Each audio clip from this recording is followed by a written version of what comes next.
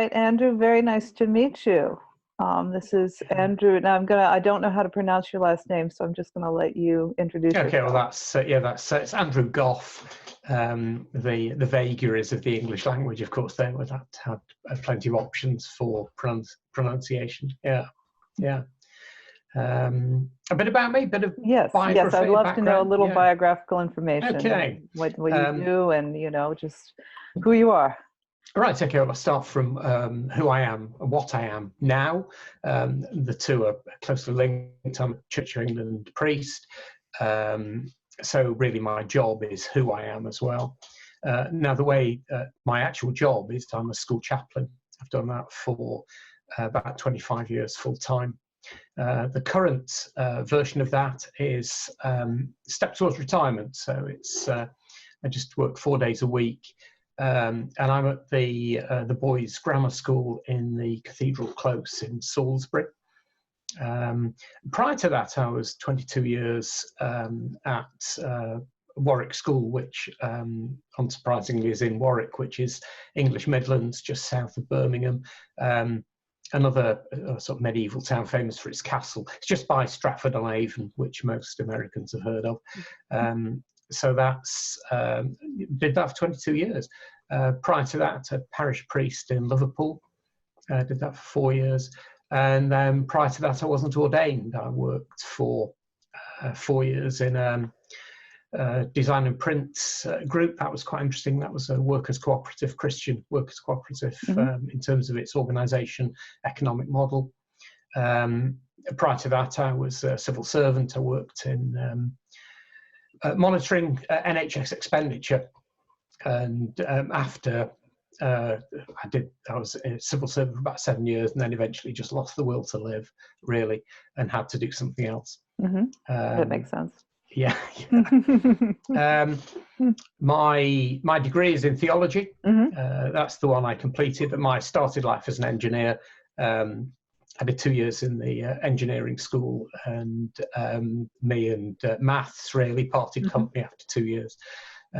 So that's it. So I'm still very much an engineer. That's that really is part of me, I think, very much so.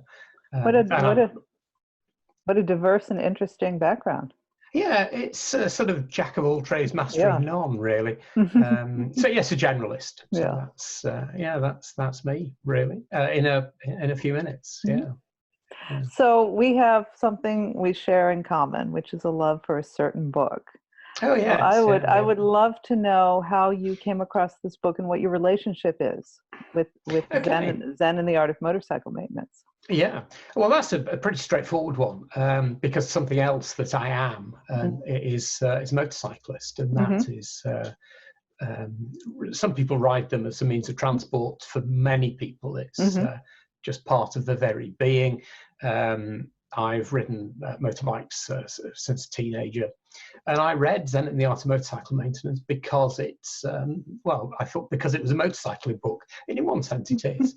And there were other motorcycling books around at the time, so I read it and decided that it was more than just about bikes, but it was clearly about bikes, and I've kept reading it ever since. I've somehow parted company with my first copy of it. Not quite sure where that went, but I've engaged with it numerous times, too many times to remember. One of the things I find about it is each time I read it, I get something more out of it. It's a sacred text. Yes, it's a sacred text. And the rereading of it, the different ways of engaging with it. I valued your channel. I valued the audiobook version of it. Dipping into different ways. The audiobook I found fascinating because that was then hearing it with an American accent, which is gave it a different dimension. Yeah, that makes sense. Once we then had Google Maps, there's some bits of the route you can actually do on Street View. Yes, which I found absolutely fascinating. One of the things about stating the obvious, really, road trips like that in Pirsig was riding is just completely different to riding in UK, and so it was really quite enlightening, really, to see the roads, because if you read it as I did the first time, with minimal, if any, knowledge of what American countryside was like and roads were like, I'm thinking of it as riding around the UK, and it's just so completely different. So just keep coming back to it. Yeah. So when you look at the route on Google Maps, now, have you been to the United States? Yes, I've been a couple of times. I mean, very minimal, a huge country. I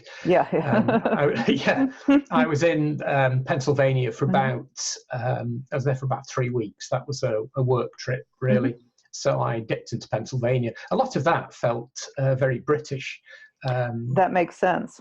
Yeah. And I mean, one of the things I noticed was that, I think it's Philadelphia, where at that time, I was a parish priest then, and I was in a church my church in Liverpool. It was late 18th century, which is not that old in terms of UK churches. And I was quite surprised that the church I visited in Philadelphia was about the same age, same architecture, which was quite surprising, because I find a lot of America is very modern.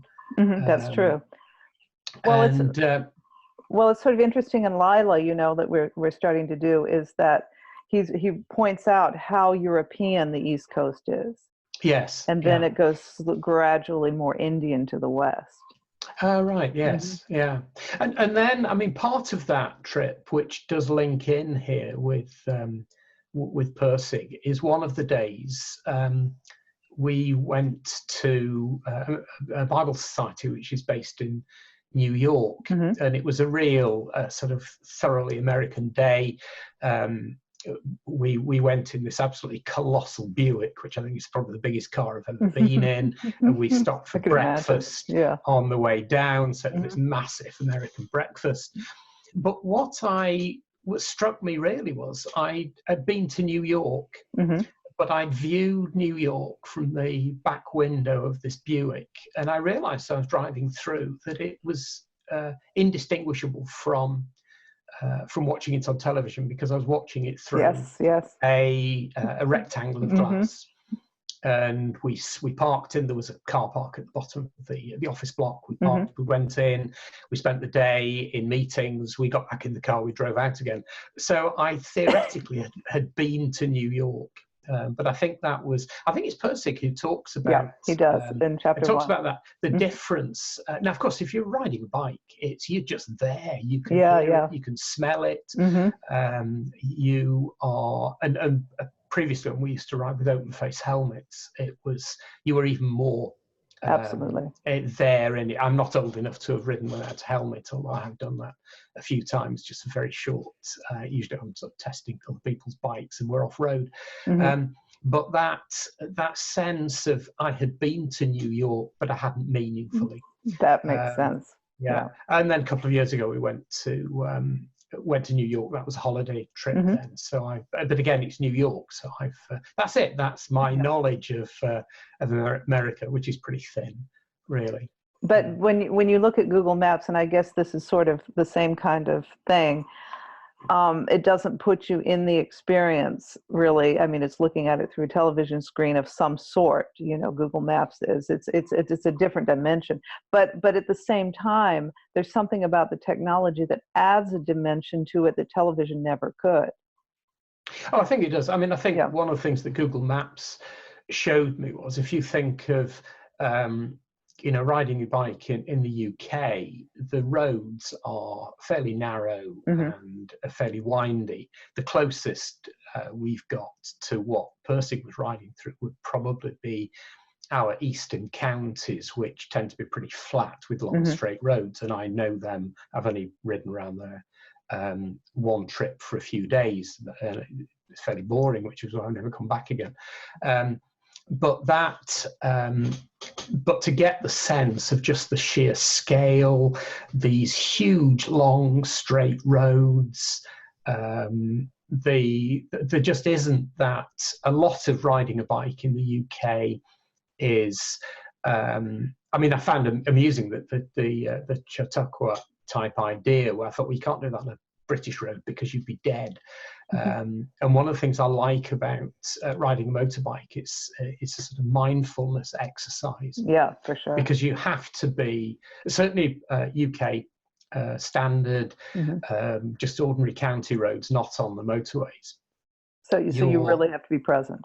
You've got, if you're not present, you're dead. It's as simple as that. You can't be thinking about anything else. And one of the things I like it when I've been through times when the life has been difficult and I just had masses of problems and anxieties, you get on the bike and ride and they're gone, because that sort of phrase I quite like to pick up from my sister, the hamster wheel in your head, and it's just going round and round. But you get on the bike and that hamster wheel is gone because you're focused entirely on riding. You're just there, you're in the moment, you're looking at the road, you're focused on exactly what's happening, what the bike's doing, and anything else has just got to be completely taken away. And I realized, looking at the Google Maps, looking at the street view, that you could say, well, actually, yes, if you're on roads like that, you could be mulling things over in your mind, as Pirsig was.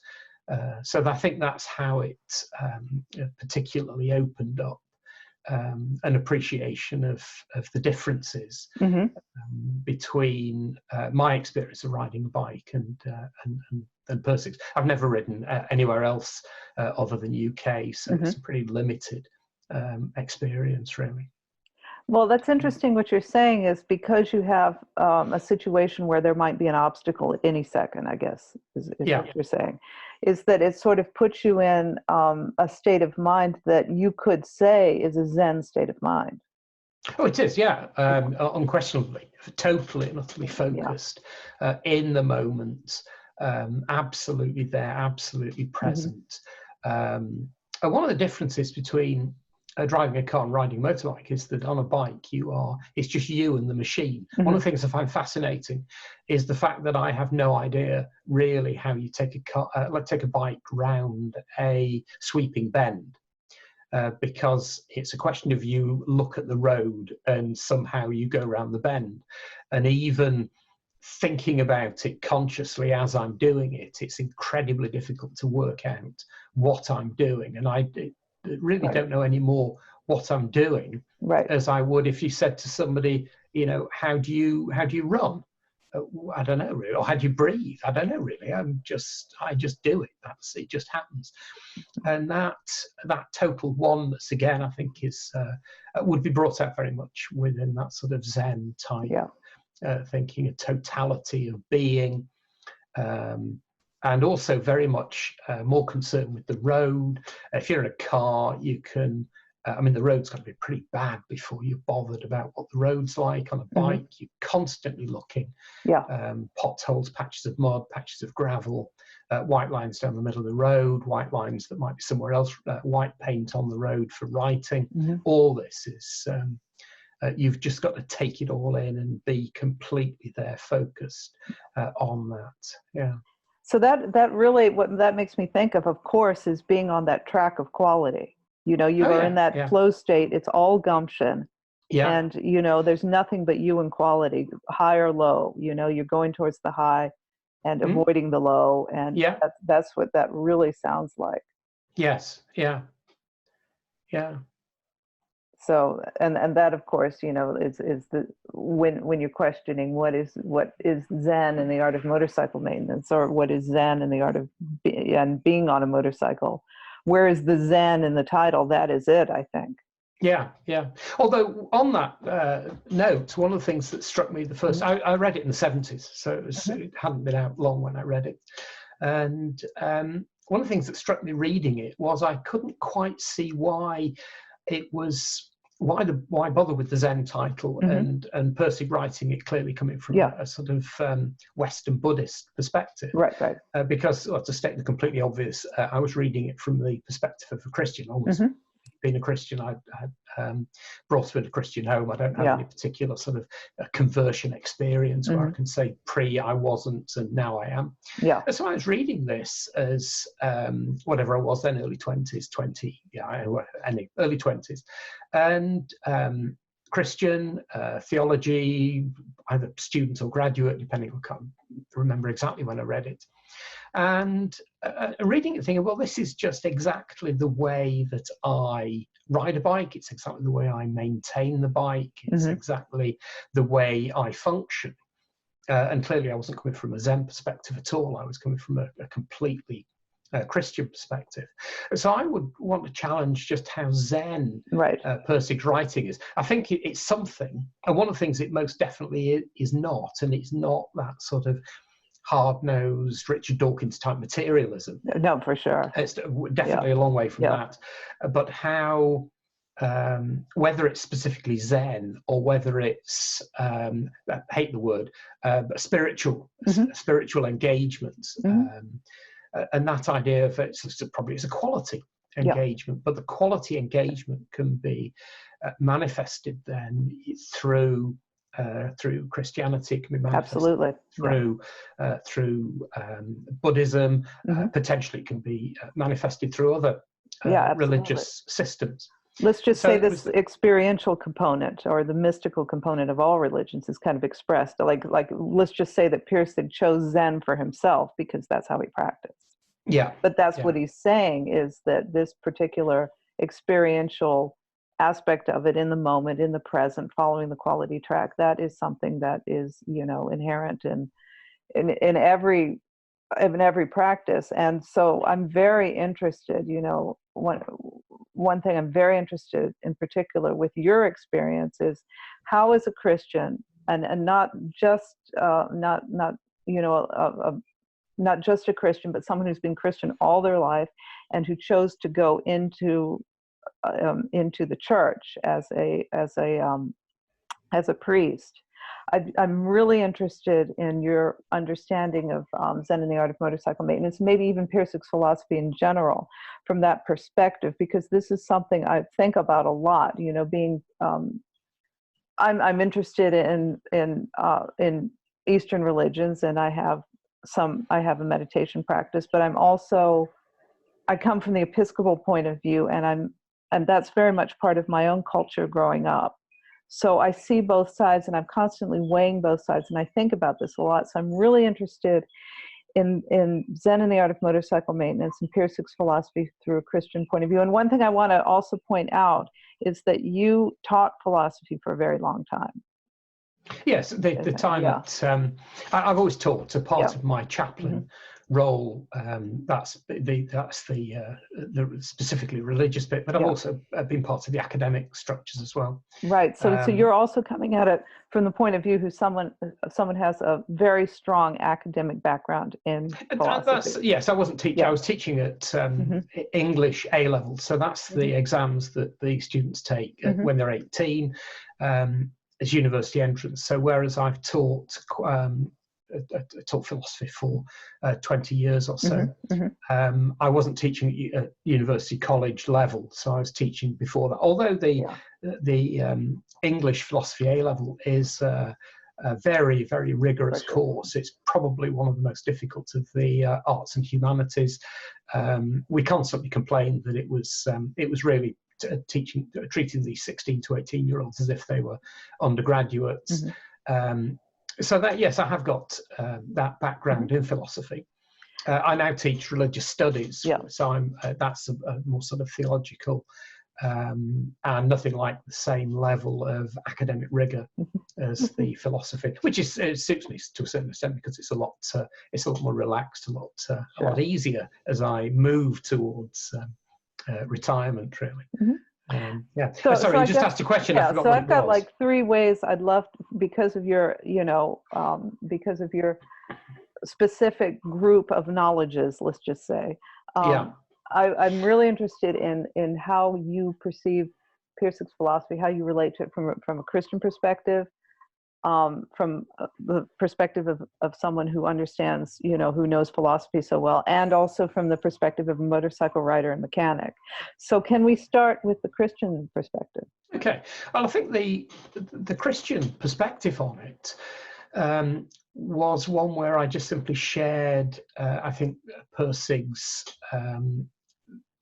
very much. It felt as if he was speaking exactly as I was. The concern with quality, Mm-hmm. the value of the mechanic. So that idea just felt that the riding, the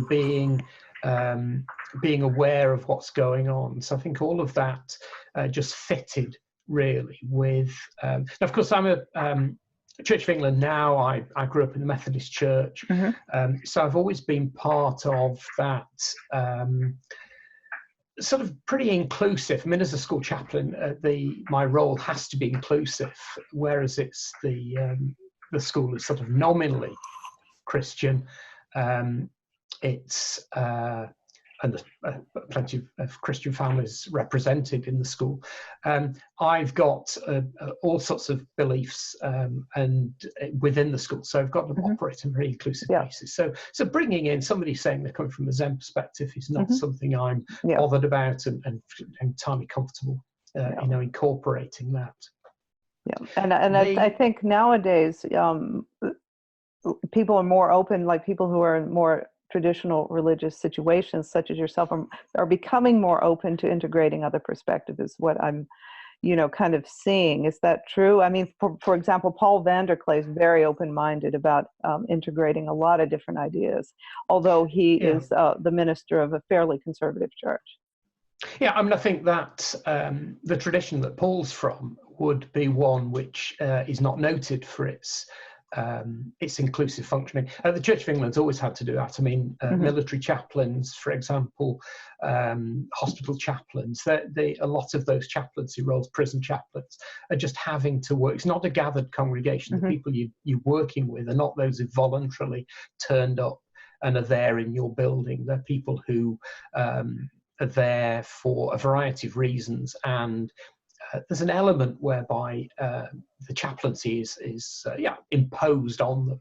And so you've got to be very sensitive, working inclusively. And if you do it right, I find it very rare for people to reject that chaplaincy model. I think if you get it right, people value what you're bringing to it. And so that meant that the fact it was Zen was not something that was in any way going to turn me off. So what is it? How do I then, I suppose, look at the bike? I suppose the starting point is the idea that that this is God's world, that God created all of it. There's no such thing. I don't really accept the sort of the secular spiritual divide where you've got an area of life which is somehow not God's. And so therefore the motorbike is God's. The people who designed it were using their God-given gifts and abilities. They had they always dug out of the ground using human skill. That idea from the Genesis creation narrative, and you've got that bit where God put the man in the Garden of Eden to work it and care for it. So you've got there that symbol of the world. God put man into the world, into the Garden of Eden, to do two things. It wasn't just to take care of it. It wasn't just that idea of we can't. You get in some sort of primal religions where the earth itself is sacred, and you can't dig up the ore because that would be inflicting wounds on Mother Earth, that sort of idea. Within Christianity, the Judeo-Christian tradition, we're supposed to work the world. We're supposed to dig up the iron ore. We're supposed to do things with it. There was a Harley Davidson advert, which unfortunately I never managed to keep a copy of, a decade, 15 years ago. So, and it said God didn't give us iron ore to make paper clips. And deeply theological. I mean, you can get away with that in America. I'm not sure it would work in UK. that to me summed it up really. That I mean, I think God did give us iron ore to make paper clips, because paper clips are incredibly useful. Yeah. But the idea is that was there, I thought was very deeply Christian. That we're supposed to do amazing things. We're supposed to make motorbikes. We're supposed to make beautiful things, things that work, things which enrich our lives. And to me, engineering is an entirely appropriate activity for a Christian. Motorcycle maintenance is right for that. Yeah, and that's one thing I wanted to also point out, is you also have this engineering background. So, yes, that's how I started life. Yes. Well, let me go back to the Christian question first, because I definitely want to get into the other areas with you. But let me ask you, in Zen and the Art of Motorcycle Maintenance, Pirsig says, as in terms of quality and God, good and God come from the same etymological root, and that is enough said, is basically what he has to say about God. Now, what is I'm kind of struggling with this publicly online on a regular basis, because I have this sort of conception that, is God quality, or does God give us quality to use? And I'm wondering, how do you see God in the Pirsigian perspective? Okay, well, that's, I suppose, where we come into the metaphysics, where I think I'll just a preamble here, which, if I completely lose the track, bring me back, is that one of the things I've always liked about Pirsig, I know Lila only superficially struggled with it, but anyway, the Zen and the Art, one of the things I feel, and it is feel, it's not a think there, so that was a deliberately chosen word, with Zen and the Art, is that it never quite touches the ground. I've always felt, as I read Pirsig, he's leaving lots of things open, he's pointing in directions, and you've got to work at it, which is why it's a sacred text. To me, it's one which every time I come to, always pointing, never quite ever getting there. And I suppose that would be that's the dynamic static patterns. Absolutely, because if you get there and you point it out to someone, then that you're saying, I am telling you about objects. Yeah, and then it's the static. So that's one of the things I've always loved about Pirsig. Now, the other side of it is, I've always had this suspicion that his metaphysics never actually quite touches the ground either. There is an element whereby I'm not entirely sure what the point of Pirsig's metaphysics is, and this brings back to me the Christian, because I would say that a Christian metaphysics is far more rooted. You can read, you can write textbooks on it, and something that's frustrated me with Pirsig is that it's a novel. I mean, I think if I want to read novels, I want to read novels, and if I want to read philosophy books, I'll read philosophy books. And I think that's one of the things I find about Lila, is that it just strikes me as just bumping between this narrative. You've got Pirsig and he's floozy on the boat, and then bump, and suddenly you're reading, and I never quite know whether I should be reading this with a nice glass of single malt as I'm coming towards bedtime, but no, I can't do that with it, because it's just way too intellectually demanding. And so what I'm doing then, I'm reading it like a philosophy book. I've got a pencil in hand, I'm making notes. I agree with you on that one. And then I come to the novel bit, and I think, well, I don't want to be reading a novel doing this. Anyway, back to the metaphysics. And so I suppose one of the things that Pirsig has done is pushed me into thinking about the metaphysics and articulating it. So I'll give you Gough's sort of excellent Christian metaphysics. Good.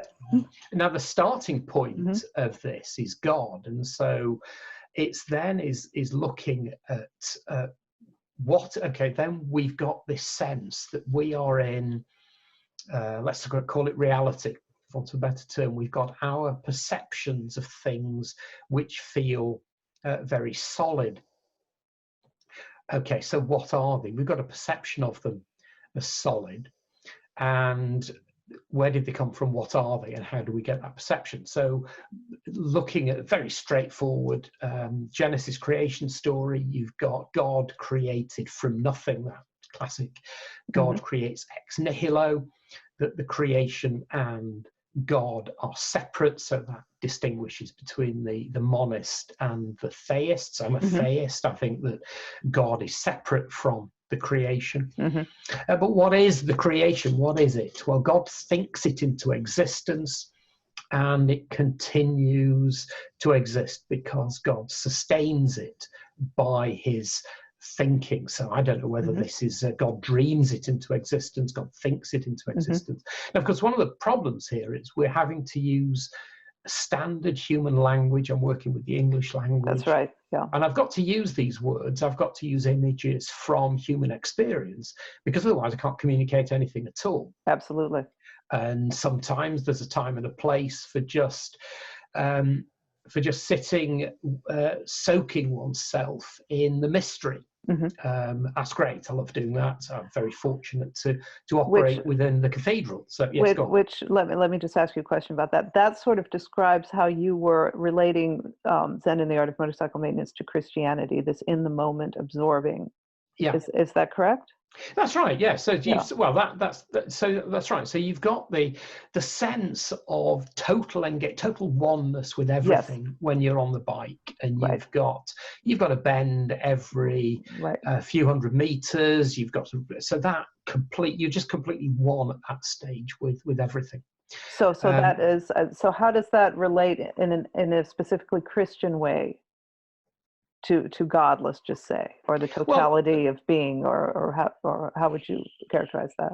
I suppose, well, that's it. An awareness of being, itself, I suppose, is understanding yourself as just located within something bigger. So I'm not some separate, this is the subject-object thing, which, and again, it was that whole subject-object. I mean, there's never really something which, I think if you're authentically Christian, you don't have that sense of being somehow completely separated from everything as the subject looking at these objects outside.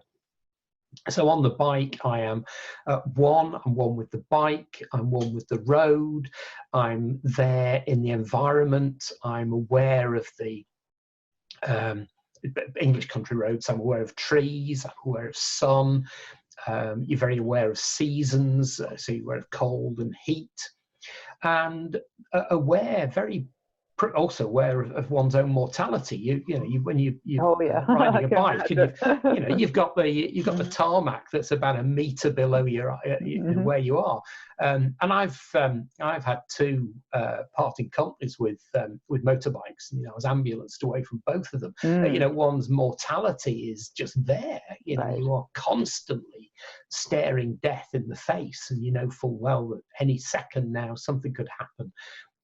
So that brings you, I suppose, face to face with lots and lots of deep existential issues, which then gives an openness to God. I would say that it's that there's almost a mystical quality, almost a meditative quality in riding like that. What you're describing sounds like the classic description of a mystical experience. Yeah. And that sort of the transcendent. I mean, there is something. I've never ridden really, really fast bikes, but I mean, it depends what you're used to. But when you accelerate hard on a reasonably powerful bike, which is what I've tended to ride, or you have that sense of you just negotiated some bends on a perfect line, then that is flow, transcendent. You're getting out of yourself. There's something going on which defies just simple propositional statement. Going back to, I don't know how I take a bike round a sweeping bend. If it's a more precise one, I've got to line it up. I've got to think about the exactly when and then I know that I lean in at a particular point. I've got to be thinking throttle, certainly not brake going around a bend. but when it's just a gentle sweeping one, I don't know what's going on. I'm just there with a total oneness. But I suppose as I'm talking this through now, I'm thinking about it. I mean, I love the early morning service at the Salisbury Cathedral, just there in that 800-year-old stonework and building. And there's bizarrely, there is for me, there's a commonality there between that and the experience of riding when you are in that getting outside yourself. And choral evensong, so it fits with the school day. So the early morning service, and then at the end of the day, you can go into choral evensong. It's one of the best Anglican choirs in the country, and one of the most beautiful medieval buildings, I'm assuming, in the world. And there, you just get lifted. And again, it's to me, they're all similar sorts of thing, really. And it's about being lifted out of the lifted out of what? Out of the mundane. But it's not the mundane, because in one sense the motorbike is very mundane. It's very real. You can't get much more tangible and oily. So when I used to ride Triumphs, old British ones, they all leaked. So if you got a pillion, they spray oil up the. He was told the girlfriend of a Triumph owner, because she always had oil sprayed up the inside of her right leg from the chain. So we are talking pretty mundane, pretty ordinary, very earthy. But yeah, something about that lifting. So for me, there's something about riding the bike and choral evensong in a cathedral, which to me has there's something common in those two. Yeah, you're talking about a pattern, sort of. I mean, which is something we talk about a lot in this sort of area of the internet. Because that lifting, when I had my discussion with Mary Cohen, she said that this symbolic lifting is just this pattern that this pattern of lifting your heart to God. And this lifting is sort of a symbol of the transcendence, and it's just such a common symbol. And then it's interesting that you're saying that in all these different contexts, you're feeling the same pattern. That's right, and of course I'm using the word lifting there, so we're in Pajot territory there. Yeah, aren't we? yeah, that's true. And I noticed with you, as if you were aware, when you talk about lifting, you did that with your hands. And you can't help it. It's just it's so absolutely ingrained in us. You can't help it. Yes. So that. What am I? I'm supposed to be talking about Christianity, aren't I? Well, I mean, everything you're saying is so interesting. So it's really, So I suppose that would I'm not inclined to redirect you. I'm just right. So that's the mystical bit. That's the riding a bike as a transcendent experience. I remember at university, the subject I focused on mainly was religious studies.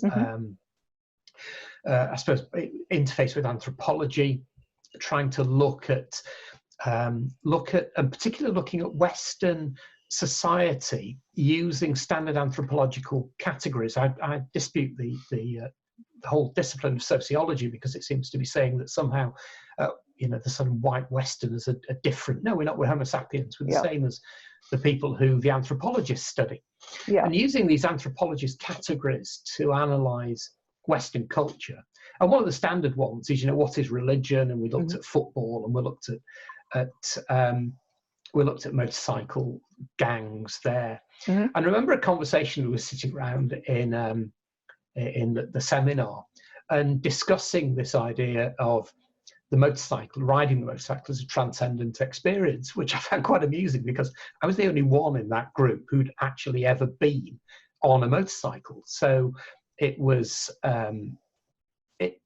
it was trying to, but then you're in the realms of the ineffable. I mean, if you're dealing with the transcendent, you almost by definition can't put it into words. It is transcendent. It is beyond. I've never taken psychedelics at all, but listening to other people talk about it, you realise, well, that's ineffable as well. And it's flow. I'm a jazz sax player as well, so I suppose you could. Yeah, exactly. That's right. I forgot about that. You do that as well. Yeah, so you So know what when you're you, saying, so you have a whole lot of fingers to point to this. Maybe we can't, maybe it's ineffable, maybe it's not we're not able to articulate it in words. yeah, But what you have is a lot of fingers pointing yeah. as well Viveki within all talks these about, disciplines. is it Viveki talks about rock climbing as a wonderful example of flow. Yeah, that Um, was John Vervaeke. Yeah, and I've never done that either. But that idea of what am I talking about? If I'm the band had to be moved from the Midlands to Salisbury. There's no jazz in Salisbury, so that's a bit of a still haven't worked out what to do there. But thinking back, you're there. And I'm not playing at the super high level, but you're playing in the wine bars, local wine bars. Well, you're playing well enough to get into that state. Oh, that's right. Yeah. So you're playing that, and and you play, and you just you blow in what I think is pretty good solo, and you realise that some of the people have just looked up from their meal and they bothered to clap, and you think, wow, I've just given them something, and in the process, I have been. And again, I don't know what I'm talking about. I'm there in Corleone song. I'm there in the early morning Eucharist, just reflecting on the stone and the mystery of the Eucharist. Right. I'm there riding the bike. I'm there playing a jazz solo, and it's all touching something which is relationship. It's way outside. Yeah. It's outside myself. It's outside of the, and I don't know. It's outside the mundane, and it's touching God. That's how I would talk about those sort of experiences. That makes a lot of sense because there's that word relationship is so important in Pirsig's philosophy, and what you're talking about being in the playing the solo and seeing the relationship in the other person's eyes. You catch the other person's gaze. And in there, and that moment is touching, and that touching itself you would characterize as God. Is that right? I'm not sure. No, I certainly wouldn't say that is God. I would say, because I see God as it's a traditional Judeo-Christian idea that God let's just say, is God manifest in that moment, in that relationship? Yes. No, there. Yes. I'm encountering God in a particular way. I am. So it's a portal to connecting with God in relationship. That works. Portal. Yeah. So I am being brought into an awareness of some deep and profound mysteries, which are there all the time, but most of the time I don't find I notice them really. But those are the times when I am made profoundly aware of meaning, of something that's just beyond maths and physics. You can't even use propositional statements to describe that. As soon as you start to try and use propositional statements, you realize the complete emptiness of what you're doing. And so it is. So it's Viveki's 4 P's. It's the exactly. I was just going to say it's the other 3 P's. It's not the propositional one, and it's that sense that you can't. I can't express this propositionally. I just have to. Well, I can't express it at all. When I try and communicate it to others, it just sounds. It sounds strange because it can't be reduced unless you're dealing with somebody else who's been there because of whatever transcendence experiences they've got, and you can know that you're both talking about the same thing, but neither of you can express it because it's ineffable. So this reminds me of the difference between Lila and Zen in the Art of Motorcycle Maintenance, because Zen in the Art of Motorcycle Maintenance is pretty much like we said, nothing but fingers pointing. Yes. And ways to describe what he's trying to talk about in that regard, and it makes the book a better book in the sense of, if you're trying to connect to this thing that we're talking about that we can't articulate, that book is better than Lila, because he was saying in Lila, I've got to explain things to people because they're just not getting it, and because that Western point of view, which is subject-object, which is ensconced in subject-object metaphysics, you can't understand something unless it's spelled out with a chart and with science, or not science so much in Lila, but in a way, it's spelled out with evolution, and here are the different levels, it is science oriented, but it makes and the novel part is supposed to demonstrate, I think, how the metaphysical quality is used to determine a moral, to make a moral judgment. So I think that's what that whole thing, plus the fact, I think, and this is a little bit of a tangent, but I think a lot of the narrative in Lila is also because he wanted to make points about mental illness. This was very near and dear to his heart. So so trying to get people to understand mental illness from a totally different perspective is also part of that. But it also makes Lila a very much, Zen coheres and flows so well. And Lila is a bit clunky, because he stops and then spells it out and then moves on to the novel part of the narrative part of the novel. Yeah. And so it just doesn't have that same feeling. It has this feeling of more, the analytical knife has come down on it a little harder, let's just say. Yeah. Should I go back to the metaphysics, which I think I was beginning to dip into? Yeah, sorry about that. Okay. No, that's fine. We these dialogos conversations flow wherever they go. They flow where they go. Yeah. So I think I got to. I'm a theist, so I'm seeing God as. Now, again, this is language. You can't talk about God as an existent being because God is existence. God is ground of being. And that's Tillich. There is no being outside of God. Yeah. So then, because I'm a theist, I'm saying that God then is separate from the creation. God thinks the creation into existence. And so what am I dealing with then when I've got the motorbike? I've got something that God has. He's given humans made in the image of God. They've got that creativity. He's given them raw materials, and those humans have then combined their ingenuity and creativity to produce this machine, which I'm engaging with. Now, looking then at the metaphysics, and this is where I'm not entirely convinced what Pirsig's saying, really, and I'm certainly not convinced he's saying anything that's you couldn't say better from a Christian perspective. So if you've got, so what have you got? One of the things that you've got in anything is something that, as you dig into it, is it's not quite a manifestation of God, because that would be the monist idea. All is one, and so everything is part of God. But what you've got is something that is. When you actually dig down to it, the physics and metaphysics to me collide when you get down to a deep enough level, because you talk to physicists about what something is, and if I just pick something up off my desk, that's a tap. It's a tap wrench, which is for anyway, it's an engineering tool which just happens to be on my desk at the moment. So what is that now? As the Paul's always using his cell phone holder, isn't he? Okay. So, well, what is it? Now, I find that most people are working as engineers when they're talking about that, because they want to talk about it being solid. Okay, well, it's solid if you're an engineer. Pretty useless if it wasn't.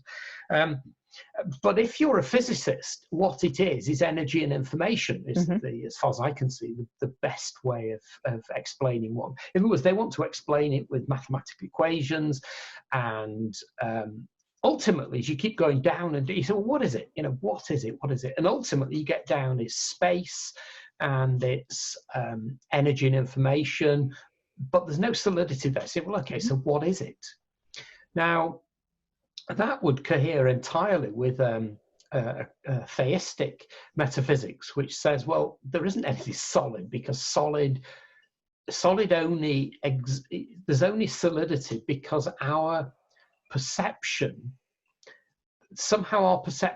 brings the solidity into existence. So somehow our made in the image of Godness brings solidity out of, well, whatever, they're God's thoughts. So my perception of that, so I can, the moment I can feel it, feels solid, it feels cold. I could smell it, I could even taste it if I particularly wanted to. I can hear it, so I can tap it on the desk and it sounds. So I've got those, but all I've got there is something that God is thinking into existence. And so this is now where you're looking at moving into the quality bit. Exactly, yeah. Okay, so what is quality? Well, quality, I'm comfortable with using the word quality. Quality is the way that God thinks into existence, that which we then encounter as solid. So there's there's somebody, again, it might be John Vacey, who says, what is that? Well, it's only what it is because I choose to define it as what it is. And if that, I think he was talking about the bottle when he said if just some quantum event brought that into existence somewhere in the universe, it wouldn't be a thing. And again, what are the boundaries between that? Presume there must be some alien somewhere who might not even perceive the boundaries as I perceive them. To me, that's there's a hard edge there between the air, which is up here, and the steel, which is here. But potentially you'd have some aliens somewhere who just wouldn't perceive that at all if they're perceiving it on a much smaller scale or a much bigger scale. Yeah. Or who can perceive the, whatever the molecules are in the air. Yeah, yeah. So really it's human, in many ways, human perception that generates the reality, for a better term, that generates the reality that we then perceive. So if we didn't have our perceptions, we couldn't perceive what we do perceive. So there's this is why the whole subject object to me is not something that I particularly resonate with, because there isn't me as subject and whatever it is, a computer screen in front of me or my tap wrench there. That in other words, that only exists because I, as subject, am engaging with energy and information here, which is then somehow, in some way, bringing that into existence.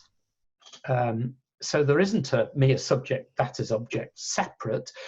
There's a relationship between us, which mean that I am able to have the experience of that existing. That, I don't know if that made sense. It makes a lot of sense. No, not at all. I mean, it makes a lot of sense. Yeah. It makes a lot of sense in terms of, I mean, I think one thing you're kind of, bringing into this is the quantum, bringing things into existence.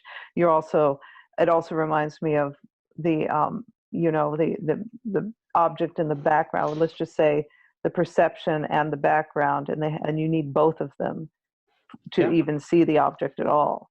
There's always the positive and the negative, and it's the relationship with the two of them that makes the manifestation possible.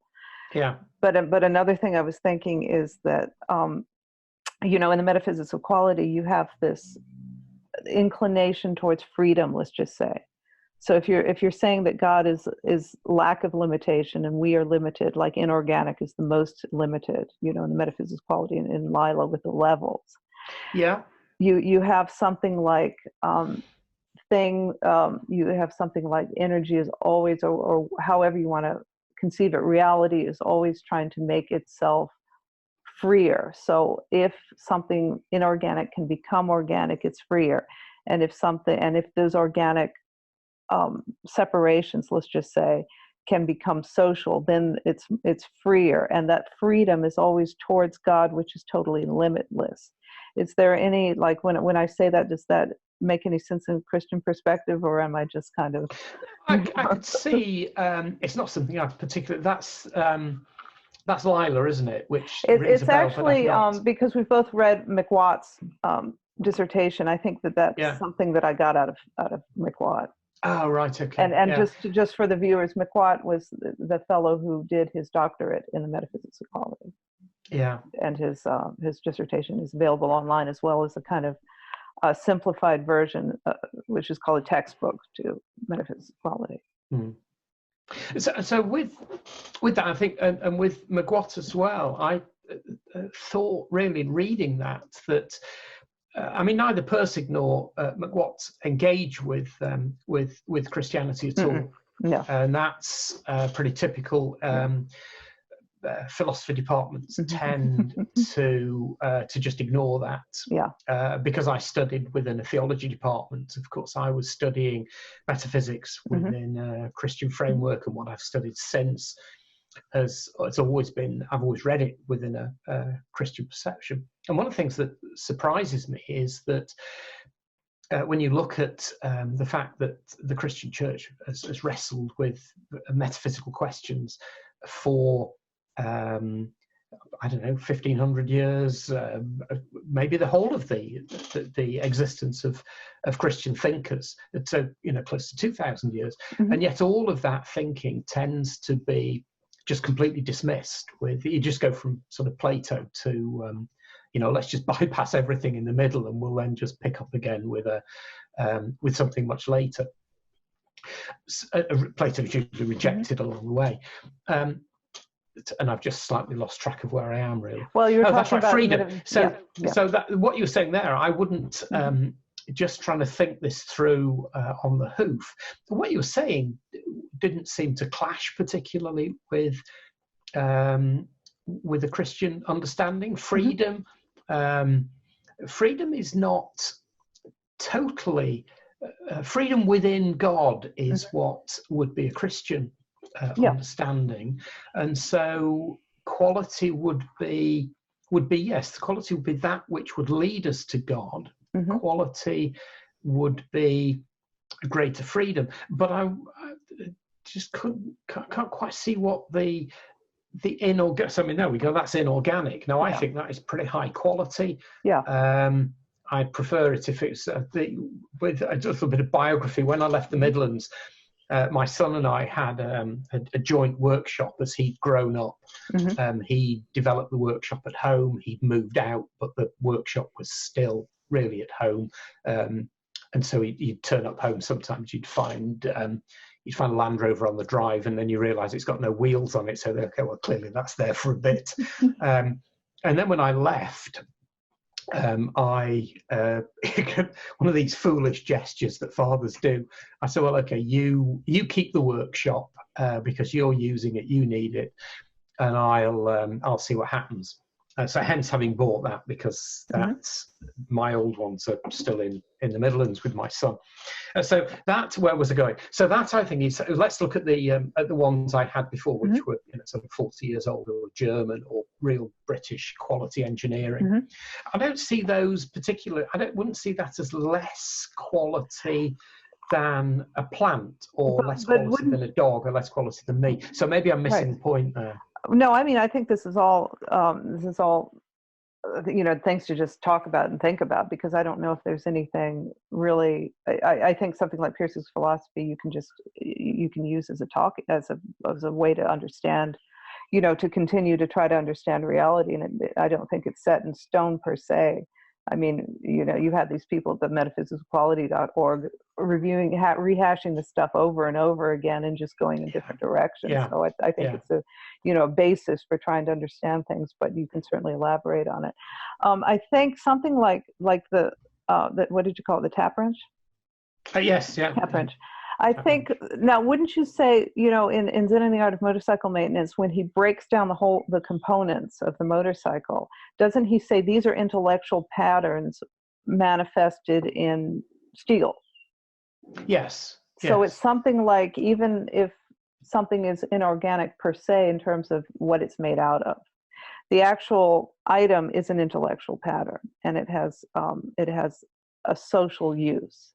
Yes. So that these patterns are sort of inherent in the things we perceive, or in what we perceive, and they operate at different levels within the same thing that we perceive. Okay. Yeah. Because, I mean, I think he was saying, okay, here's traditional rationality, and here's how you're going to break down all the components of the motorcycle, but you can't necessarily group them in specific ways, because the intellectual patterns that people see in these in the functionality of how these pieces are put together are slightly different. So you can actually find different intellectual patterns in the same grouping of, let's just say, inorganic gears and steel elements of the motorcycle. Yeah, it was the freedom bit, I think, that I was unsure about as to Okay, where that so in word came in. So terms, the other bits, I think, made sense. Yeah. well, in terms of, for example, this, when you put all these components together in the motorcycle, you get this amazing freedom Oh, right. on Yeah. the road, which is transcendent. Yes. So as things, and that's one part of it. I think in the McWatt, in the Watt dissertation, it's sort of, the inorganic, the atoms turn into molecules, which makes them freer, and the molecules turn into more complex molecules, which makes them freer, and then somehow carbon becomes very complex to the point that it can suddenly, there's a latch that goes into the biological, which is a whole level in which much more freedom is available. And this is the way evolution goes. Okay. Yes. Yeah. I can see So I'm what actually talking about yeah. two different things. I'm actually Mm. talking about how freedom causes evolution towards something that more resembles, that gets closer to God, not getting there ever, but always in that direction. The other thing I was talking about, I think, is that when you have something, you're going to see all the levels present in it, or multiple Yes. levels Yeah. present in one thing. Yeah. But in terms of freedom, it's that the growing complexity from inorganic all the way up to intellectual brings us closer to God, because of the fact that God has no limitations, and the less limitations we have, the closer to God we become. So this is actually the dynamic of becoming less limited. Yes. Yeah. Yeah. That makes sense. Yeah. Yeah. I can see that. Yeah. Of course, the danger, I guess, is that we start thinking, if you pull yourself out of the mythos, which I guess you could say the materialists do, then you start thinking you are God. Yes, well, they certainly think they've got a God's eye view, don't they? That Yeah. monarchical vision where Yeah. they've just standing outside and looking at everything. Yes. Yeah. The Yeah. objective. Yes. Yeah. Which within a theistic metaphysics, you never really have an objective view, because you always have to accept that it's always partial. You don't know what you're dealing with. Well, you do know what you're dealing with. You're dealing with something which God has thought into existence. But that's such a mysterious concept that you've always got that sense of, but back to what I was saying about my subjective experience of it is part of what makes it real. And I've just lost track of where I started on that one. What the question was. Well, that's okay. Let's just go with that. So the subjective experience makes it real. Yeah. How else? That's the only way it can be real to us. Yeah.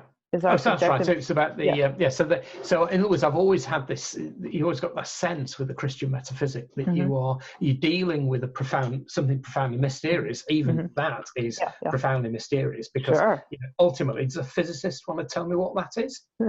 Ultimately, they don't know. I want to say that that's there because God is thinking. Did he think that into existence? I mean, where did that come from? Well, God thought the iron ore into existence. He thought, and so go back over where I was before. So that is, as I engage with that, I have no alternative but engage with the profound mystery of God's creativity, that there's then this profound mystery of the human animal who is made in the image of God and has somehow got free will. And without wanting to get completely lost in free will determinism discussion, I'm going with free will, and somehow we've got that freedom the sense in which there's quite a common strand in a Christian theology which says that God created us because of relationship, that somehow God actually, despite the fact that we all exist because God is thinking us into existence, that somehow we surprise God, that God looks at it and just look what they've done. That's amazing. That's just great. And he somehow gave us the ability to perceive quality.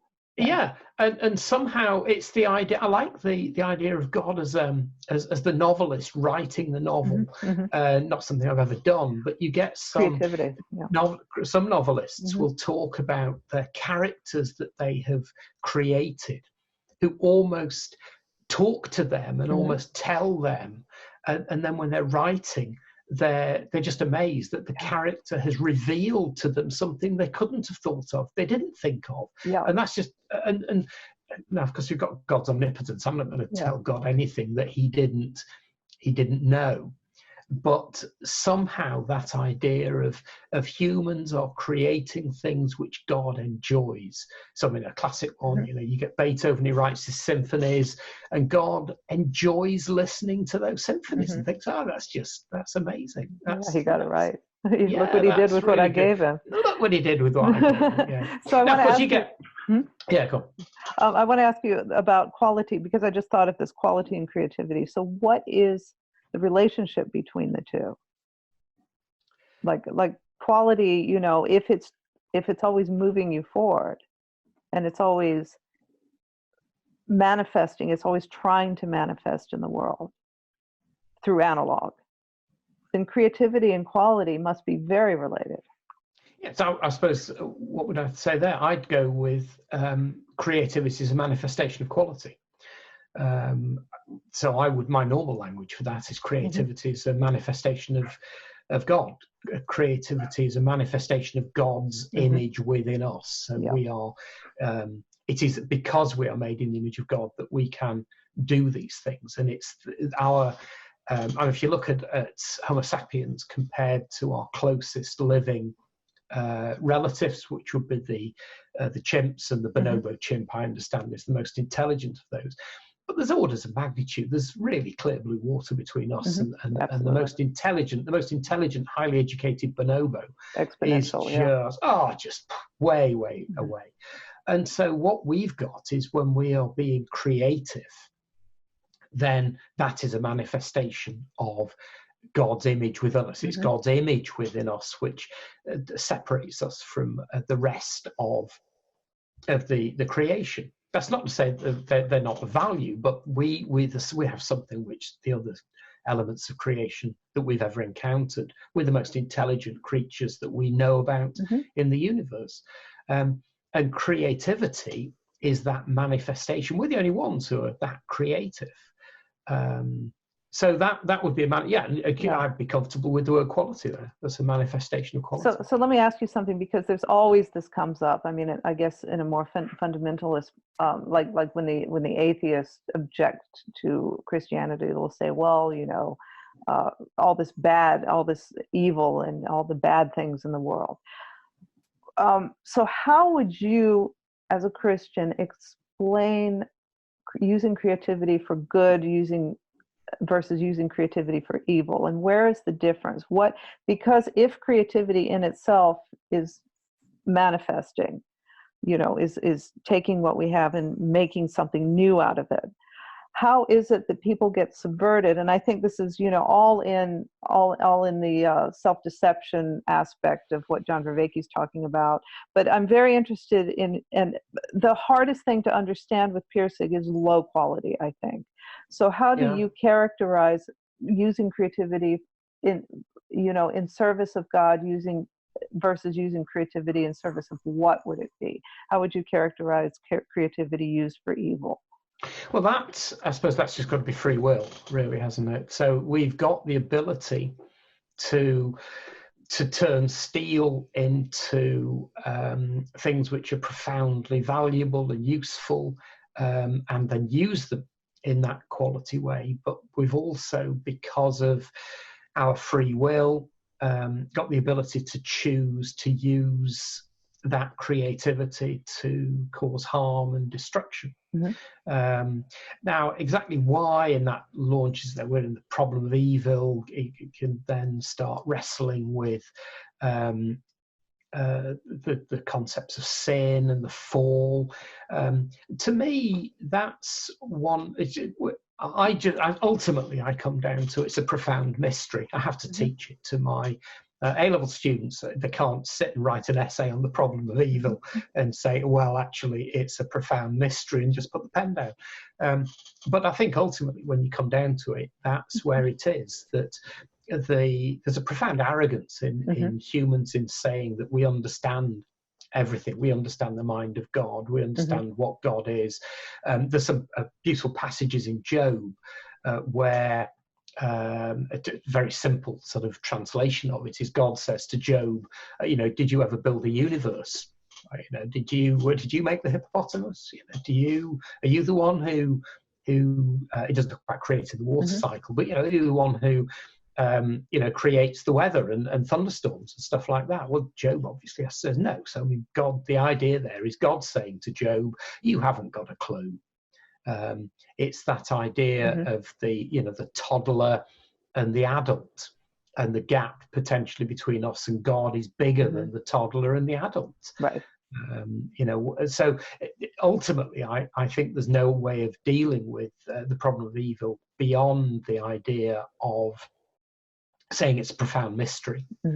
But in terms of low quality, there's no shortage of low quality in the world. I mean, there's lots. One of the things I think we're swamped with, I find depressing, is how in Western society we have some amazing technology. We've got, we get given the internet, and the very early on, it was very quickly identified that, I don't know what the percentage was, it was huge. 75, 90% of the traffic on the internet was pornography. And I can't remember. That's right, I remember that, yeah. Yeah, and so this was, you think, oh, that's great. And now you've got, YouTube came up, and it was full of cat videos. Thankfully, it's developed on since then. But Twitter. I wander around on Twitter periodically, and it's a pretty toxic environment. You get something there which has got the potential for being really quite beneficial in linking people together, in sharing ideas, in pointing. And in fact, what did whoever, I can't remember which of the big players it was who owned Twitter, but they're limited us to 144 characters, which then forces us to be very, very pared down. There's no nuance. So I mean, it's soundbite. It's an ideal environment for getting everybody's blood pressure up, and it's such an angry, such a toxic environment. It certainly can be. Yeah. Very, very. It's difficult to find sections of it which aren't really, and you suddenly hit these. You post something which you think is pretty innocuous, and then suddenly you get all these people who are just seething with anger, waiting for a tweet that they can offload all this anger onto. So this is where I think that the doctrine of sin, doctrine of original sin, we don't have to be taught to do that. We have to the other way around. We have to be taught. The children didn't have to teach them. That's right. To be unpleasant to each other. You have to prize them apart. You have to stop them fighting. You have to teach them to be pleasant to each other and to other people.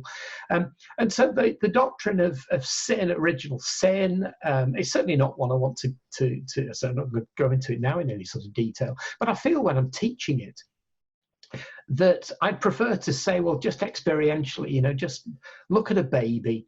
And it's cute and it gurgles away. But again, I didn't have to teach my children. I didn't have to be taught to be unpleasant. It's a constant working away from that. Now, to me, it's that experiential aspect which is the best explanation for talking about sin and talking about original sin. I feel like I say to my students, hey, just have a baby, just go have a baby, and then bring up that child, and you'll understand. But of course, that's no use really in an exam. But as we're talking about it now, that's what I would say is somehow that doctrine of original sin has come up. The whole concept of the fall, Garden of Eden. Those are deeply true myths which have been revealed to us by observation of as people have lived, as people have brought up children, people who've observed the people they live with. And they've repeatedly observed this. They create stories, and then some of the stories just clearly resonate. Some of those stories have deep, most salient, profound truths. Yeah, salient. So that's and they're sort of right like word. what Paul was saying the other day, that religion is let's just use the word JPEG. Oh yes, I love that. Isn't that wonderful that Paul was saying? Religion is the JPEG of human experience. Well, let's just say that these are compressed files, JPEGs, if you will, of a pattern of human experience, and then they become a myth. Yeah. Which is very much, I think, what how Jordan Peterson characterizes it as well. That's right. Yeah. And that to me is God. How does God reveal? Judeo-Christian tradition doesn't have God dictating or writing. That's a very Islamic understanding of revelation. Book of Mormon revelation. But mainstream Judeo-Christian understanding of revelation is that God reveals to us through a whole stack of ways. A lot of it's historical events. It's the way that the Jews reflected on their what was going on for them, and as they reflected on it and talked about it, told stories about it, and retold the stories, they began to say, "Oh, hang on, I can learn something. Well, maybe what's God telling us through this?" And so, likewise, that we've got that doctrine of sin, the doctrine of original sin, because the Garden of Eden narrative, because it's a JPEG. That Garden of Eden narrative is a JPEG for understanding what's happened. I like that sort of phrase. Now, you want to tease that out, you can do, but that is, to me, how God has revealed that to us. So that's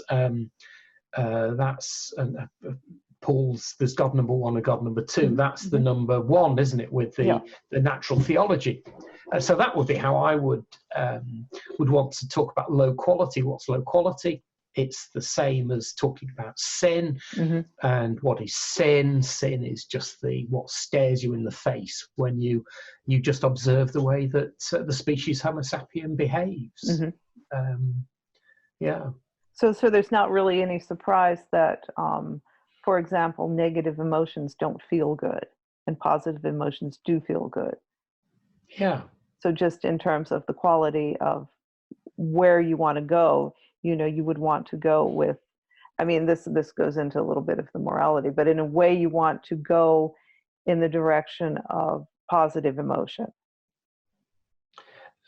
Yes, the problem I would see there is you can get positive emotion from some pretty unpleasant. Yeah, no, that's true, and that's just sort of like you want to go. This is a little bit difficult because you want to avoid things that make you feel bad. You want to go in the direction of what makes you feel good. But there's something in between, which let's just say is the transcendence, and which is something like what Jordan Peterson says, which means some of this stuff can be very tough. You suffer, but then there's a transcendence in there. Yes. So that transcendence is that is positive emotion within this negative. Whatever you're in that's negative. One thing I think about a lot is Viktor Frankl. Yes, I don't really know his work. Well, Viktor Frankl he's on my list of I must read it. He said something like, and I'm going to use it in terms of quality. You can find transcendence. Let's say positive emotion as a very basis, as a biological basis, but you can find something positive, something transcendent, something meaningful, no matter what situation you're in. Because he was in the concentration camp. Yes, right. Yes, and he said that the people who felt like there was meaning outside, or people who had a sense of meaning, are the ones who survived the best. And he would demonstrate situations where every day was brutal, but there were moments of meaning, like where you can help someone, or where you can give someone hope, or where you can encourage people to think about the people they'd be going back to, even if the chances were that all those people were, they were dead too. Yeah. Or they were dead. You just have this sense of meaning. If you can sustain that, positive emotion, let's say within the most negative of contexts, then you have that ability for transcendence. You can bring in high quality into any low quality situation. Yes, yeah. So meaning there would be meaning is something which is very high quality, isn't it? Finding and so when I'm thinking, sorry, something like I'm just thinking out loud a little bit here. You've got this positive negative emotion problem where the things that are good for you can cause negative emotion, things that are bad for you can cause positive, but there's something about meaning that transcends that and ultimately is in the direction of positive emotion, but overcomes both. Yeah, the problem I see with that is that looking at ISIS, that one of the reasons that I've heard expressed, and it makes a lot of sense, is, why is it that you've got these educated Brits, and they are, they're not living in they're not oppressed, they're not living in the slums of a Middle Eastern country somewhere. No, they're living in Britain. They've got free at point of use healthcare. They've got an education system that's free up to and even beyond school level. You can get some good quality education for not much money. They live in a very free society, but they choose to go off and fight for ISIS and potentially get killed fighting for ISIS. Why? Because they're in Britain. What they're experiencing is nihilism. They're surrounded by nihilism, enemy. They see loneliness, fragmentation, and what they're looking for is meaning. They find it in ISIS. So one of the problems I find with looking at meaning as meaning to me is not a necessarily positive term. Meaning then has to, in what are you finding your meaning? And meaning can be either way. It can be used more from my perspective, and I'm going to take a guess most people watching this video, most people will consider what ISIS are doing is pretty horrendous. But there's no shortage of people who think actually what ISIS is doing is right, good and proper. And certainly those people who are attracted to that sort of ideology of finding meaning in, establishing the caliphate. And you can see why you would want to, if you can find meaning, you can be a man, you can you're surrounded by people on your side, as opposed to, if you're just living in some urban wasteland in Britain, wasteland in terms of quality, probably. I mean, there's money there, there's money, there's food, there's superficially lots and lots of what you want, but just that pervasive nihilism that Western society lives with, and the enemy that you find in many urban environments, really. Yeah. So I don't think meaning can necessarily be equated with quality, because I think meaning can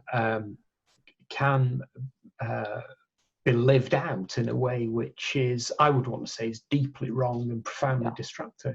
And also with those people, they're certainly feeling a sense of God. Oh, definitely, yeah. I mean, as far as they're concerned, God is there. Yeah. That God is part of that meaning. Yeah. So in terms of your own experience with motorcycle maintenance, how do you relate to the book?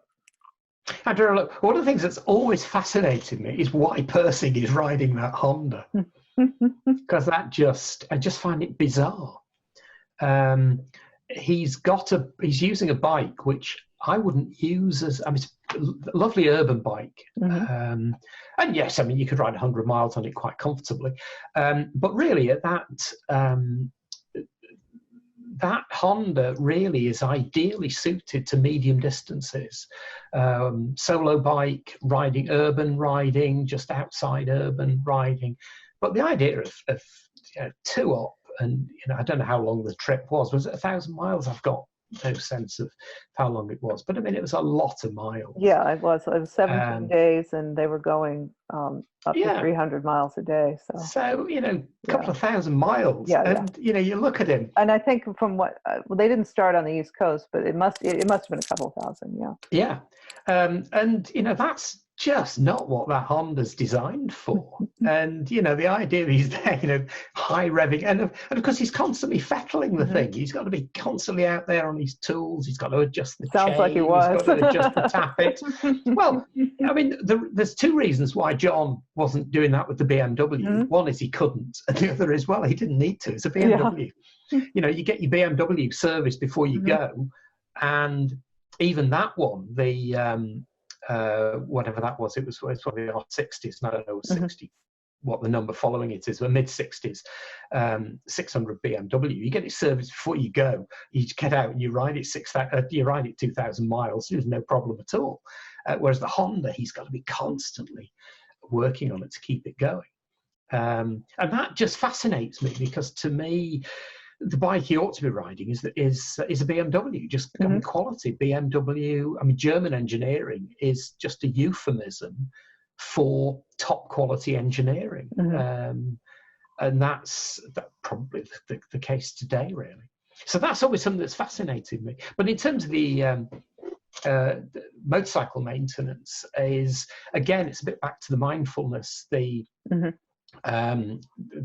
Just recent, I have two bikes. I've got a 750 Moto Guzzi, which is it's called a classic. It's the V7 Classic, and it's a retro styled bike, and it looks just like the Moto Guzzis that I rode, which were the late 70s and early 80s ones. But one of the things I find deeply paradoxical is the word classic on it, which is classic is you'd often use as a euphemism for quality. But this bike is anything but quality. It's plastic. Its mud guards are plastic. The tank is plastic.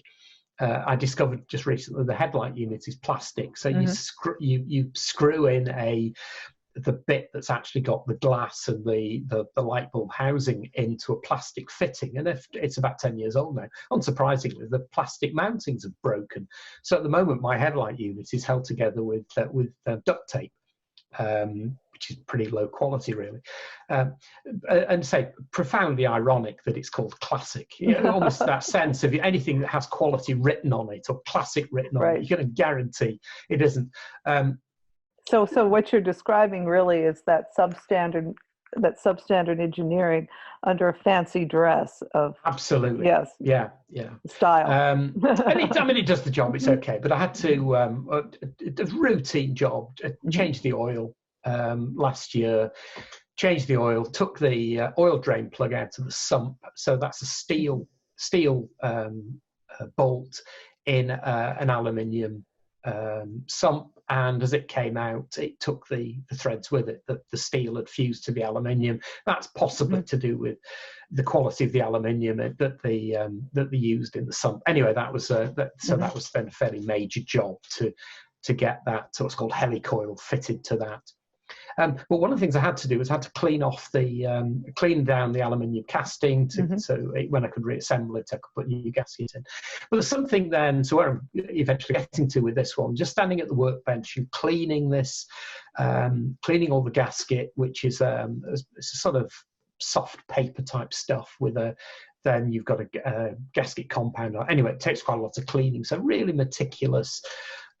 Using a steel Stanley knife blade on aluminium is you get that wrong and you're just going to cut the aluminium. So really meticulous. And that's there's a sort of almost a mindfulness in that, because you're there, it's just you and the total focus on what you're doing. And again, it's another of those where you make a slight slip with the steel blade, you've cut into the aluminium, and you're then potentially buying a new sump, so that's pretty expensive. Right. So you've got to get that right.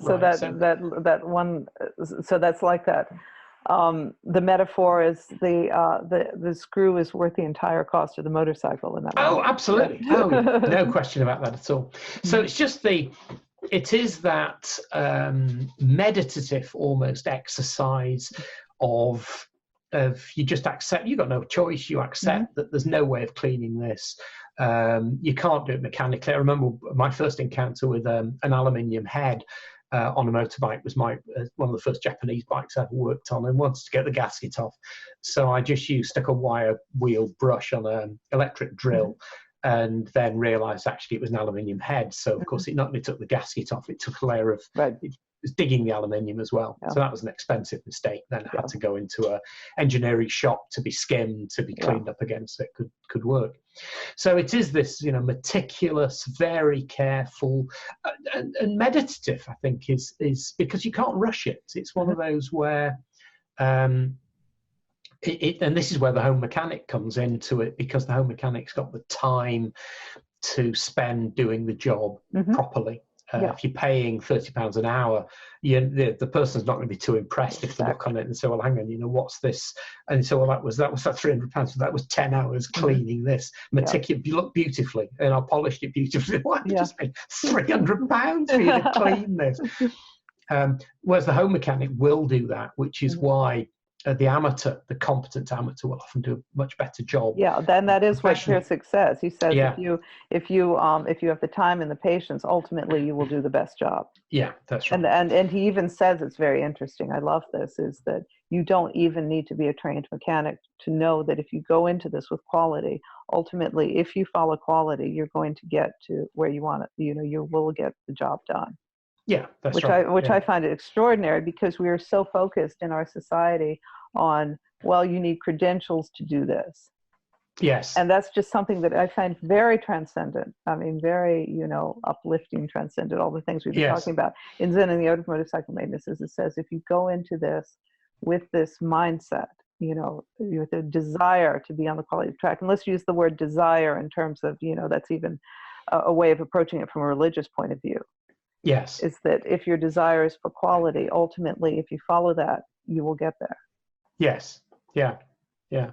So, I mean, and that even is another reason why Zen and the Art of Motorcycle Maintenance is a sacred text, is because it reminds you of that capacity within you. Yes. This God-given ability to connect with quality. And if the desire is in you to do that, then, you know, there is a holy path for you towards what is good. Yeah. Yeah. So going back to Pirsig and the Honda, the Hondas of that era, I mean, in one sense, they were high quality, very advanced engineering. I mean, they were just, there were decades. The BMW is basically 1930s design. The Triumphs that I used to ride then. In fact, the Motor Guzzi is basically its 1930s design. Whereas the Honda was something just completely new. I mean, they were doing things that just shocked the European manufacturers. I mean, they certainly shocked the British, who were sort of dominated motorcycle manufacture.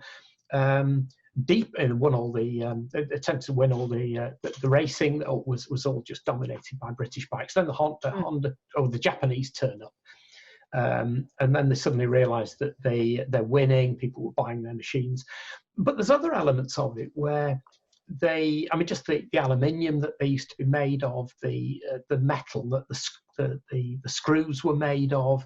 I mean, rounding heads on Japanese bolts, and you get crosshead bolts, and again you just mash the heads because they were so badly made.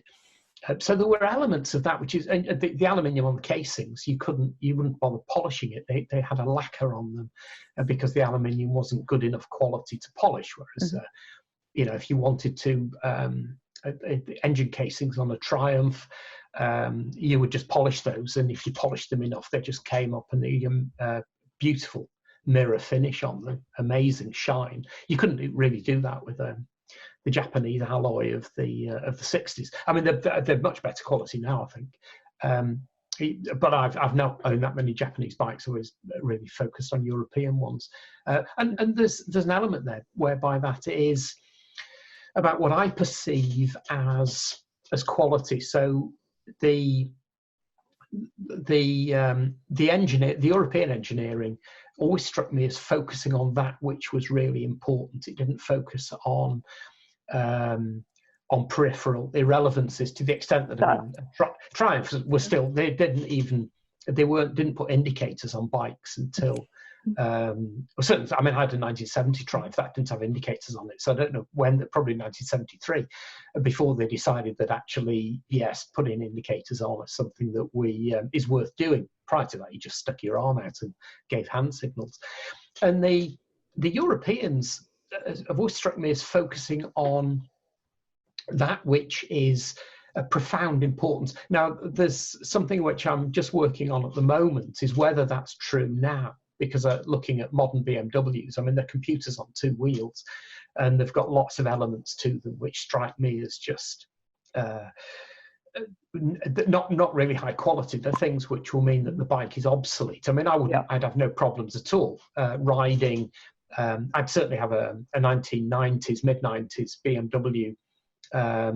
If somebody gave me sort of new old stock, or even a genuine one that's been well maintained and well looked after, I'd have one of those and consider it a perfectly reasonable bike for everyday use, clocking up thousands of miles a year, no problem at all. And if it's mid-90s, that's 40, 50-year-old BMW, no problem. I can't imagine that a modern BMW coming off the production line now, I don't think it'll be in use in 30 years' time. Yeah, I think that's right. It's got so much electronics on it. Yeah, and I think people who are looking at it the way you are, they seem to like the older models where you don't. Well, that's because you can work on them. And you can work on them. Yeah. So I think it's great to listen to you talk about this, because it really does remind me of the way Pirsig talks about motorcycles, and it's so obvious that you understand this so well. Well, that's what when I read it the first time, I thought you must have really related to it. Yeah, absolutely. Yeah. So in other words, I read it as, well, this isn't Zen and the art of motorcycle maintenance. This is more, I don't know what you might call it, a religious perspective and motorcycle maintenance, because Pirsig and I were just completely coming at this from exactly the same direction. That certainly sounds like that, and that's really exciting. Just at one with the machine. At one with the machine, and being so involved in all the mechanics of it in the way that you are, that you can tell the difference between a quality and a high quality, low quality component. Yes. And the history of quality, because you can just say that probably this electronics, it's quality in a way in terms of efficiency and in terms of, I don't know exactly in terms of efficiency, in terms of making things easier to manufacture potentially, but in terms of machining all the quality parts and having something like that, so it has this mechanical versus electronic aspect to it, which can be maintained indefinitely, maybe, or at least for a lifetime. Yes, I mean, my old bike is 80 years old. Yeah, as opposed to this thing that you just throw away, and that with this is advanced, that not necessarily in the name of quality. Yeah, this may be lower quality technology to add all this computer stuff to it. Yeah, well, the IT equipment is deeply alienating. The number of people who can mend an iPhone. I'm just trying to get into this now, and there's a campaign called Right to Repair, because Apple make their iPhones and their laptops and MacBooks and things. They make them so they are incredibly difficult to repair. So the home mechanic, no, they're not mechanics, are they? What would be their home technician can't fix them. Yeah, that's right. You can't even take them to a local repair shop. And I'm wondering if we're going back towards quality, and this is going to be part of the last question I want to ask you. If we're going back towards quality, maybe there's going to be some, maybe the next step will be getting rid of a lot of the computer stuff, a lot of the electronics, and going back to something more mechanical. Well, this is a problem. The long question. I mean, we're having this conversation now. So this is why it'd be profoundly ironic. I like all the Extinction Rebellion people. They're all on their demos and they've got their iPhones. Extinction Rebellion and an iPhone. I mean, come on, please come over a bit of consistency. So some of the things. So this conversation now is the whole dialogos idea. Is so much easier now than it would have been. So there's some elements. So you've got some. So like, where is it that you're going to retain the modern technology, and where are you going to eschew it? Or where are you going to say, no, I'm not going to use this because, in fact, the mechanical aspect of this is higher quality than the electronic. Now that's the bit that we're putting electronics and computers in things which I worry about. Yeah, washing machines. Yeah, which don't need them, and why do you not need just? It? Yeah, and maybe that's just like you could just go into a planned obsolescence conspiracy theories or something. But the last question I want to ask you is a lot of what I'm trying to understand on this channel and implement is how can we practice? You know, how can we use Pirsig's work? And I know that this is a big part of what you do in a profession. You know, you're a chaplain, so how do you practice being a Christian in life so it makes so everything, so the good is manifested in human life? How do we practice so we live a good life and we create a good future for our descendants? I mean, how is it that, what are the practices in terms of quality, and maybe from a Christian perspective?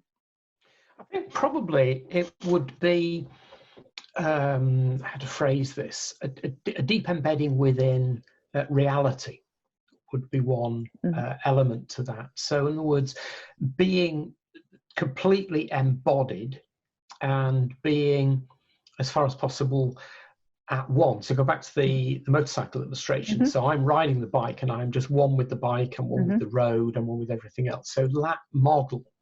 And so one of the things that I'm very big on singing. And if you've got I work in boys' schools, and there's no shortage of boys' schools in UK, which I know we don't sing, no, we can't, they won't sing. Well, that's not true. If you sell singing to them well enough, sell's the wrong word, if you model it and give them a good enough reason to. So in other words, you can have, these good blokey singing. I mean, we're not talking, some Salisbury Cathedral choir here. Some of them can sing as well as that, but no, we're talking just a, sort of Welsh miners type. It's just a bunch of blokes who are just singing, or in fact, when they're younger, they're doing blokey singing with unbroken voices. Right. But they just sing out, they just love it. So that's an embodied activity. So what am I doing there? Is it Christian? Well, certainly community building.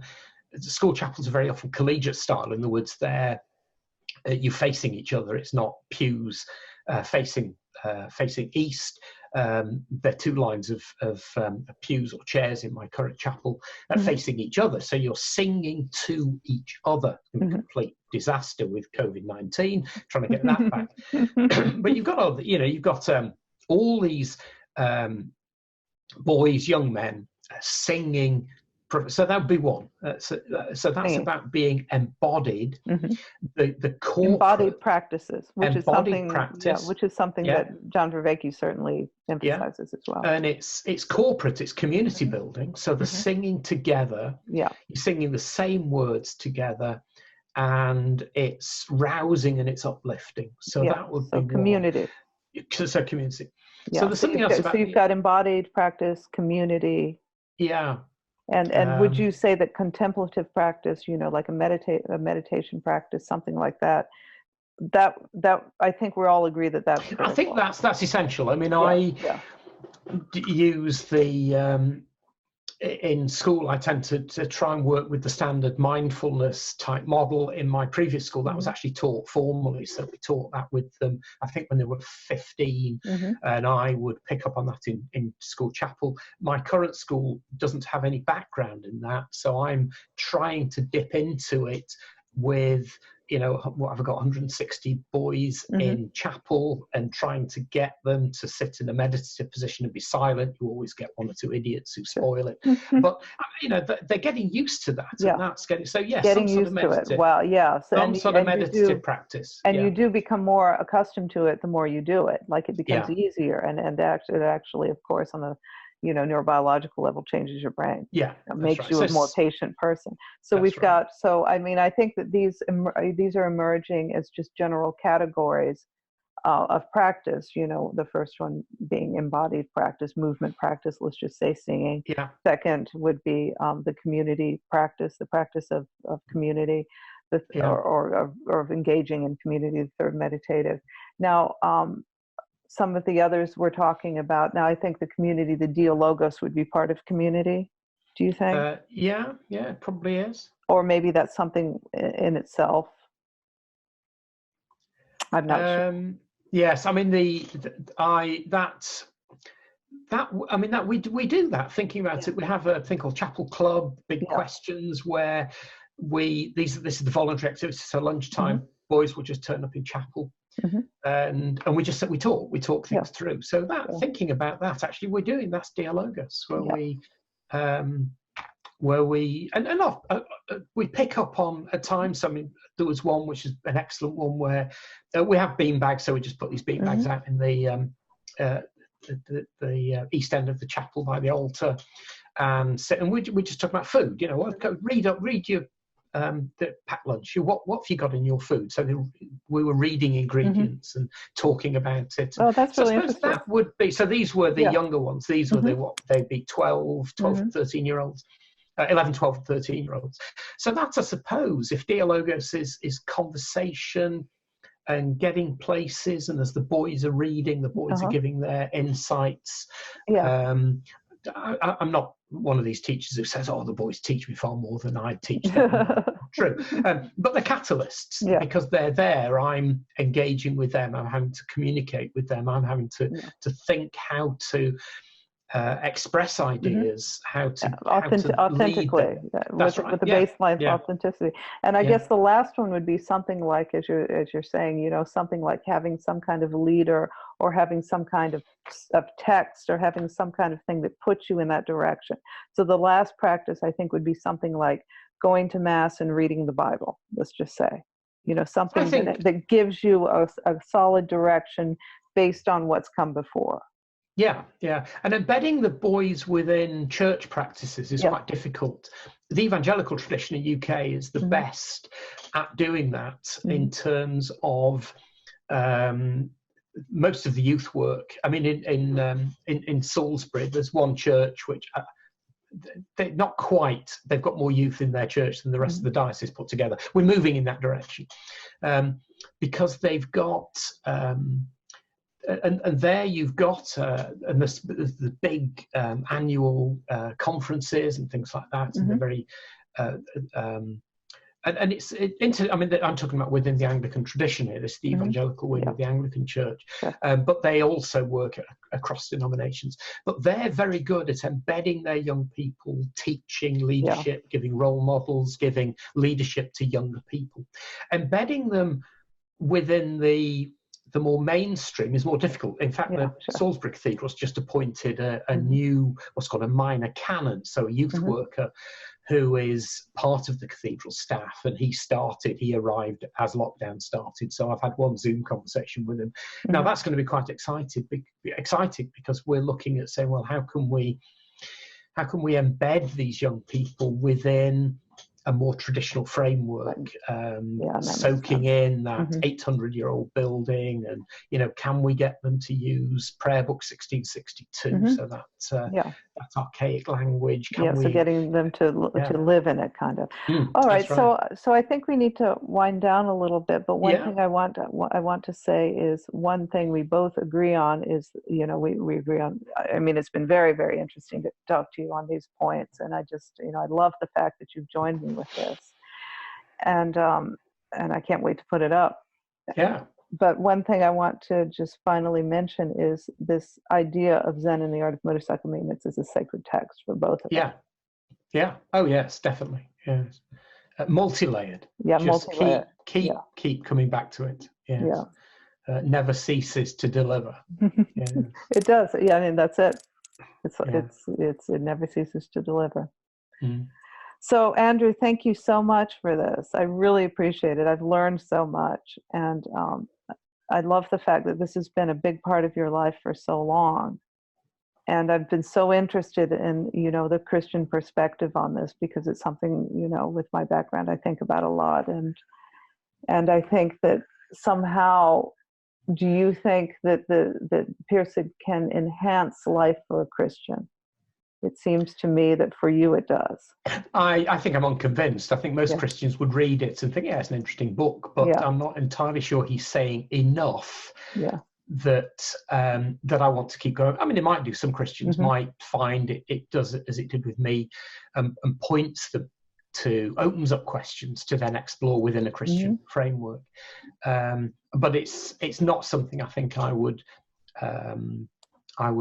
be wanting to offer to Christians as a way of opening up their thinking. It'd be more if I had a conversation with an individual, and I thought, oh yeah, they would be there's Zen and the Art of Motorcycle Maintenance people. I could put it in their direction. Yeah. And then sometimes we can just do, you and I, for what we do, because you're a chaplain and I'm a therapist, we can actually use the philosophy to help who we're trying to help without actually actually even mentioning it. And I do that all the time. Yes. Yeah. Yeah. The principles, a lot of those principles are ones which it's really valuable.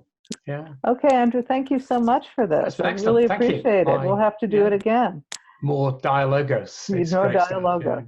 Absolutely. Really good. Okay. Thank you. Yeah. Right. Thank you. Thanks. Bye.